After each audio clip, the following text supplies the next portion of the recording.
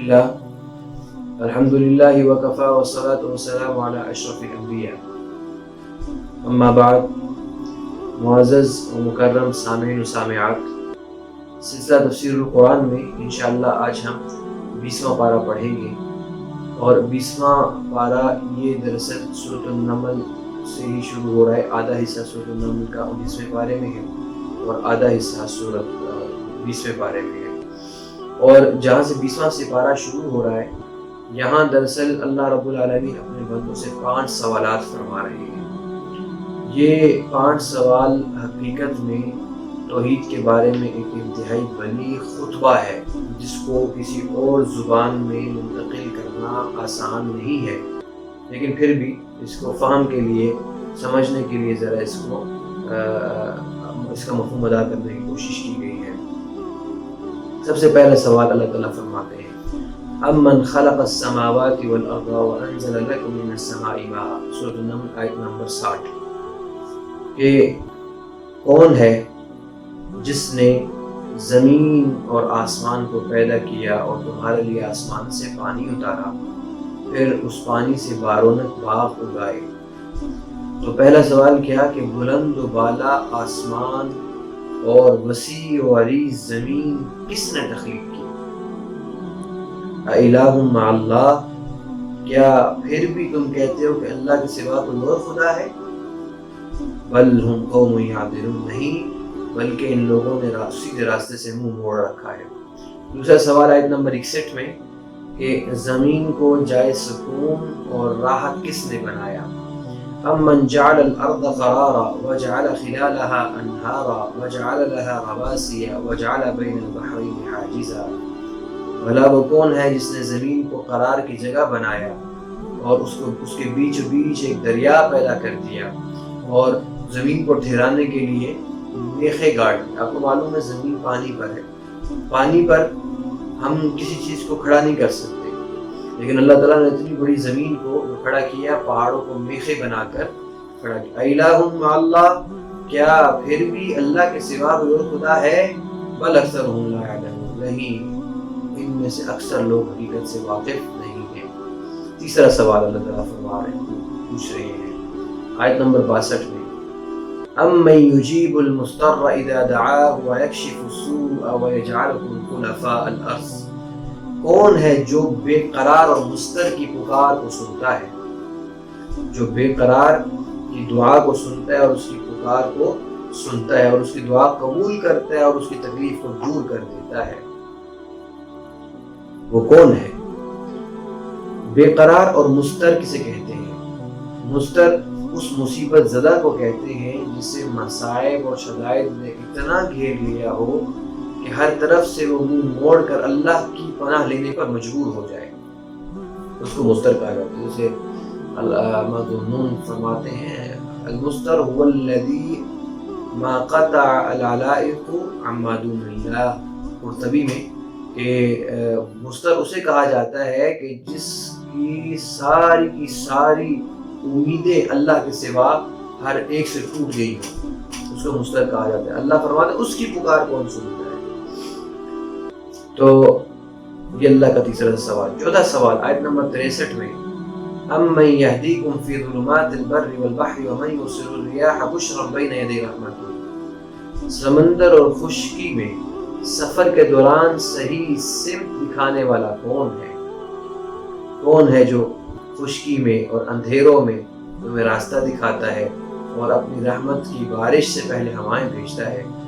اللہ ہی ہے. پانچواں سوال آیت نمبر 66 میں امن یبدأ الخلق ثم یعیدہ ومن یرزقکم من السماء والارض اِلٰہ مع اللہ قل ہاتوا برہانکم ان کنتم صادقین، وہ کون ہے جس نے انسانوں کو پہلی بار پیدا کیا اور قیامت کے دن دوبارہ ان کو زندہ کر دوبارہ پیدا کرے گا؟ وہ کون ہے؟ اللہ کے سوا کوئی اور ہو سکتا ہے؟ نہیں. پھر بھی تم اللہ کے ساتھ کسی اور کو معبود مان رہے ہو. ہاتوا برہانکم، یہاں قرآن دھاڑ رہا ہے، یہاں قرآن دھاڑتے ہوئے کہہ رہے ہیں ہاتوا برہانکم ان کنتم صادقین، اگر تمہارے پاس کوئی دلیل ہے لے کر آؤ، اس دلیل کو ہمارے سامنے حاضر کرو، اس دلیل کو. تو اسے معلوم ہوا کہ یہ اللہ تعالیٰ کے 5 سوالات ہیں، اب اس کا جواب انسان کیا دے سکتا ہے؟ انسان اس کا جواب کیا دے سکتا ہے؟ واقعی اللہ کے سوا کوئی بھی نہیں، اللہ کے سوا نہ پالن ہار، نہ خالق، نہ مالک، نہ داتا، نہ عبادت کے لائق، اللہ کے سوا کوئی بھی نہیں۔ رزق دینے والا وہی، عزت دینے والا وہی، اولاد دینے والا وہی، ہر چیز، ہنسی دینے والا وہی، خوشی دینے والا وہی، غمی دینے والا وہی، ہر چیز وہی عطا کرنے والا ہے۔ اس کے سوا نہ کوئی خالق ہے، نہ مالک ہے، نہ رازق ہے، نہ علیم ہے، نہ قدیر ہے، نہ جلیل ہے، نہ غفور ہے، نہ شکور ہے، نہ رحیم ہے۔ وہی وہ ہے، وہی اللہ ہے۔ یہ قرآن حکیم ہمیں کان سے پکڑ کر اللہ کی طرف لے کر جا رہا ہے۔ یہ وہ دلائل ہیں جس کو میں اور آپ اپنی اگر ہم ریشنلی اس کو اگر سوچیں اور عقل سے سوچیں تو ہم کبھی جھٹلا ہی نہیں سکتے۔ اللہ تعالیٰ وہ دلائل عطا فرما رہے ہیں۔ پھر اس کے بعد آگے آیت نمبر 92 اور آیت نمبر 93 میں قرآن کو تھامنے کا ہمیں حکم دیا جا رہا ہے۔ انما امرت ان اعبد رب هذه البلدة الذي حرمها وله كل شيء وامرت ان اكون من المسلمين وان اتلو القرآن۔ مجھے تو بھائی یہی حکم ملا ہے کہ میں اس شہر یعنی مکہ کے رب کی عبادت کروں، اور مجھے یہ حکم ملا ہے کہ میں مسلمان رہوں، اور مجھے یہ حکم ملا ہے ان اتلو القرآن کہ میں قرآن کی تلاوت کروں اور میں قرآن سے جڑا رہوں، قرآن حکیم سے میں جڑا رہوں۔ فمن اهتدى فانما يهتدي لنفسه، اور یہ بات یاد رکھو کہ جو ہدایت پر آتا ہے تو وہ اپنے لیے ہدایت پر آتا ہے، وہ اپنے لیے ہدایت پر آتا ہے، اس میں اسی کا فائدہ ہوتا ہے۔ اس کے بعد اگلی سورہ مبارکہ سورۃ النمل کے بعد اگلی سورہ مبارکہ سورۃ القصص ہے، اور اس میں حضرت موسیٰ علیہ السلام کا واقعہ اللہ تعالیٰ نے بیان فرمایا۔ بڑا ایمان افروز واقعہ اللہ تعالیٰ نے بیان فرمایا ہے۔ موسیٰ علیہ السلام کی پیدائش سے پہلے فرعون کو نجومیوں نے بتا دیا تھا کہ ایک ایسا بچہ پیدا ہونے والا ہے جس سے آپ کی سلطنت کو خطرہ ہے۔ تو فرعون نے کیا کیا کہ بچوں کو قتل کروانا شروع کیا۔ اچھا، عجیب اتفاق یہ کہ وہ جب بچوں کو اس نے قتل کروانا شروع کیا بنی اسرائیل کے، تو پھر اس کو بتایا گیا، اس کو مشورہ دیا گیا اگر آپ نے سارے بچوں کو قتل کروا دیے تو کل ان کی نسل ختم ہو جائے گی، پھر ہماری خدمت کون کرے گا؟ تو 1 سال بچوں کو قتل کروا دو اور 1 سال چھوڑ دیتا۔ جس سال وہ بچوں کو چھوڑتا اس سال اللہ رب العالمین نے حضرت ہارون علیہ السلام کو پیدا فرمایا، اور جس سال وہ بچوں کو قتل کرواتا اسی سال حضرت موسیٰ علیہ السلام کی پیدائش ہوئی۔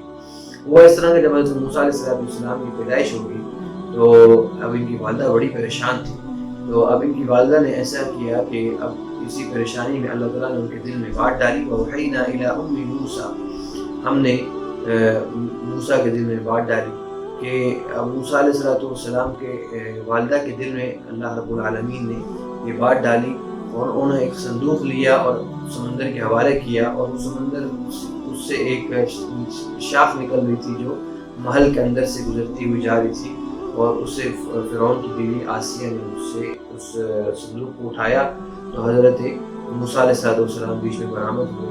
تو حضرت موسیٰ علیہ السلام کی ایسی خوبصورت شخصیت تھی اور ایسے پیارا ان کا چہرہ تھا، تو اتنی معصومیت تھی، دیکھ کے پیار آ جاتا تھا۔ تو آسیہ کو جب پیار آیا اور اس کی اولاد بھی نہیں تھی، تو حضرت آسیہ نے، یہ بات مسلمان ہو گئی تھی، حضرت آسیہ نے فرعون سے یہ ریکویسٹ کی، اور اس طریقے سے اللہ رب العالمین نے فَالْتَقَطَهُ آلُ فِرْعَوْنَ لِيَكُونَ لَهُمْ عَدُوًّا وَحَزَنًا، وہی جو سب سے بڑا دشمن تھا، اللہ نے انہی کے ذریعے، اسی دشمن کے ذریعے اللہ تعالیٰ نے موسیٰ علیہ السلام کی پرورش کروائی۔ دوسری طرف وَأَصْبَحَ فُؤَادُ أُمِّ مُوسَىٰ فَارِغًا إِنْ كَادَتْ لَتُبْدِي بِهِ لَوْلَا أَن رَّبَطْنَا عَلَىٰ قَلْبِهَا لِتَكُونَ مِنَ الْمُؤْمِنِينَ۔ حضرت موسیٰ علیہ السلام کی جو والدہ تھی وہ بڑی پریشان تھی، تو انہوں نے اپنی وقالت لأختی قصی، اپنی بیٹی کو کہا کہ جاؤ جا کر ذرا اس صندوق کا پیچھا کرو۔ تو بیٹی نے دیکھ لیا کہ وہ صندوق جو ہے وہ جا کے فرعون کے محل میں جا کے رک گیا ہے، اور اس طرح سے بچہ نکال دیا گیا ہے۔ اب حضرت موسیٰ علیہ السلام کی والدہ کا تو دل ریزہ ہو گیا کہ اب تو گیا بچہ میرا، لیکن رب العالمین نے کیسے بچا لیا حضرت موسیٰ علیہ السلام کو۔ پھر اب ایک مسئلہ یہ ہوا کہ حضرت موسیٰ علیہ السلام کسی کا دودھ نہیں پی رہے تھے۔ وَحَرَّمْنَا عَلَيْهِ الْمَرَاضِعَ مِن قَبْلُ، فقالت هل ادلكم على اهل بيت يكفلونه لكم وهم له ناصحون. بڑی پریشانی ہوئی. تو اب اسی پریشانی میں آسیہ نے کہا کہ ساری جو کنیزیں تھیں ان سے کہا کہ انتظام کرو ان کو دودھ پلانے کا. تو اسی مجلس میں حضرت موسیٰ کی بہن بھی موجود تھی. وہ کہنے لگی میں ایک عورت کو جانتی ہوں, میں اگر آپ کہیں تو اس کو لے کر آتی ہوں اور وہ اس کو دودھ پلائے گی. اچھا, اب وہ گئی اور جا کر حضرت موسیٰ علیہ السلام کی والدہ کو لے کر آئی, اپنی والدہ کو لے کے آئی. حضرت موسیٰ علیہ السلام نے دودھ پینا شروع کر دیا. تو اب دیکھیے, اب اللہ تعالیٰ نے واپس حضرت موسیٰ علیہ السلام کی والدہ کے پاس حضرت موسیٰ کو بھیج دیا. وہ والدہ کہنے لگی اب وہ والدہ کہنے لگی, حضرت موسیٰ کی والدہ کہنے لگی ٹھیک ہے میرے اور بھی بچے ہیں, میں تو ان کو چھوڑ کے یہاں نہیں آ سکتی, میں تو اس کو اپنے گھر میں جا کے رہوں گی. تو حضرت آسیہ وہ اس بات پہ راضی ہوئی اور ان کو لے جانے کی اجازت دے دی. اور پھر حضرت موسیٰ علیہ السلام سے ملنے جایا کرتی تھی حضرت آسیہ, خوب تحائف لے کر جایا کرتی تھی. اور اس طرح حضرت موسیٰ علیہ السلام کی پرورش ہوئی. پھر آگے آیت نمبر 22 سے آیت نمبر 28 میں اللہ رب العالمین نے ایک اور واقعہ بیان فرمایا کہ حضرت ایک دفعہ ایسے ہوا کہ حضرت موسیٰ علیہ السلام ایک دفعہ شہر میں داخل ہوئے تو کیا دیکھا کہ ایک قبطی اور ایک بنی اسرائیلی آپس میں لڑ رہے ہیں. تو حضرت موسیٰ علیہ السلام نے روکنے کے لیے اس قبطی کیونکہ ظالم تھے اور یہ فرعون کی قوم تھی, حضرت موسیٰ علیہ السلام نے روکنے کے لیے اس کو جو ہی روکا اور اس کو پکڑا تو اب پیغمبر کا مکہ تھا, حضرت موسیٰ نے مکہ مارا فوقذہ موسیٰ فقضى علیہ, اس کا کام تمام ہو گیا. پیغمبر کا مکہ تھا تو وہ بیچارہ مر گیا, اس کی ویسے ہی جان جو ہے اٹکی ہوئی تھی تو وہ مر گیا. اب جب وہ مرا یہ بات مشہور ہوئی, حضرت موسیٰ علیہ السلام کی جان کو خطرہ ہوا تو حضرت موسیٰ علیہ السلام مدین تشریف لے کر چلے. اچھا, جب مدین تشریف لے کر گئے وَلَمَّا تَوَجَّهَ تِلْقَاءَ مَدْيَنَ قَالَ عَسَىٰ رَبِّي أَن يَهْدِيَنِي سَوَاءَ السَّبِيلِ. آیت نمبر 22 میں اللہ تعالیٰ ارشاد فرماتے ہیں جب وہاں پر گئے تو آپ کو کھانے نئی جگہ ہے, کھانے کے لیے کچھ بھی نہیں ہے اور پتہ نہیں ہے, ایک نیا ملک ہے. تو ہوا اس طرح سے کہ ایک جگہ پر وہاں پر ان کا قیام ہوا تو وہاں پر کیا دیکھا کہ وجد علیہ امۃ من الناس یسقون, کہ وہاں پر لوگ آ رہے ہیں اور اپنے جانوروں کو پانی پلا رہے ہیں. ووجد من دونہم امرأتین تذودان, وہاں انہوں نے دو بچیوں کو دیکھا, دو خواتین کو دیکھا, دو لڑکیوں کو دیکھا کہ وہ اپنے جانوروں کو انہوں نے پیچھے کر کے رکھا ہوا, الگ تھلگ ہو کر وہ رکی ہوئی ہیں. تو کافی دیر کے بعد جب وہ سب لوگ چلے گئے تو اس کے بعد حضرت موسیٰ علیہ السلام کے پاس آئے, کہنے لگے ما خطبکما, تم کیوں کھڑی ہوئی ہو, کیا مسئلہ ہے بیٹا, کیا مسئلہ ہو گیا, تم لوگ کیوں نہیں پانی پلا رہے؟ قالتا لا نسقي حتى يصدر الرعاء وابونا شيخ كبير. تو وہ بچیاں کہنے لگی کہ ہم اس وقت تک ہم اس بھیڑ میں نہیں گھستی کیونکہ جب ہم بھیڑ میں گھسیں گی تو وہ پردے کا اہتمام نہیں رہتا اور ہمارے والد صاحب بہت بوڑھے ہیں, وہ خود پلا نہیں سکتے, اس وجہ سے مجبوری کے تحت ہمیں آنا پڑتا ہے. تو حضرت موسیٰ علیہ السلام نے کیا کیا, فسقى لهما, خود ان کے جانوروں کو لیا اور پانی پلا دیا. ثم تولى الى الظل, پانی پلا کے پھر ایک سائے درخت کے نیچے آئے, اس کے سائے میں بیٹھے. فقال ربی انی لما انزلت الی من خیر فقیر, کہنے لگے کہ اللہ میں تیری طرف سے تیری رحمتوں کا محتاج ہوں, جو تو مجھ پہ نازل فرمائے گا, میں بڑا فقیر ہوں, میں بڑا پریشان حال ہوں, مجھے پر رحم فرما. اللہ تعالیٰ نے ان کی دعا سن لی. یہ بچے جب واپس آئی, یہ بچیاں کوئی اور نہیں بلکہ حضرت شعیب علیہ السلام کی بیٹیاں تھیں. حضرت شعیب علیہ السلام اللہ کے نبی تھے اور مدین کی بستی کی طرف وہ نبی بنا کر بھیجے گئے تھے. تو انہوں نے دیکھا کہ بچیاں جلدی واپس آ گئی, انہوں نے سارا ماجرا پوچھا, کہا تو حضرت شعیب کی بیٹیوں نے بتایا کہ اس طریقے سے وہ ایک شخص تھا, بڑا نیک تھا, اس نے ہمیں پانی پلا کر دے دیا. شعیب نے کہا اس کو بلا کر لاؤ. تو اب یہ جب گئی فجاءت احداہما تمشی علی استحیاء, تو ان میں سے ایک بچی, ایک جو بڑی ان کی بیٹی تھی, وہ آئی حضرت موسیٰ کے پاس آئی لیکن حیا کے ساتھ چلتی ہوئی. تمشی علی استحیاء. قالت ان ابی یدعوک لیجزیک اجر ما سقیت لنا, اور وہ کہنے لگی کہ ابا جان کہہ رہے کہ آپ آئیے نا, مجھ سے ملیے تاکہ جو آپ نے ہمیں ہمارے جانوروں کو پانی پلایا اس کی ہم آپ کو اجرت دیں. جب وہ موسیٰ علیہ السلام کے اور موسیٰ علیہ السلام نے تو سارا واقعہ بیان فرمایا تو حضرت شعیب نے کہا لا تخف نجوت من القوم الظالمین، اب آپ ڈریے مت، آپ کو اللہ تعالیٰ نے ظالم قوم سے نجات دے گی۔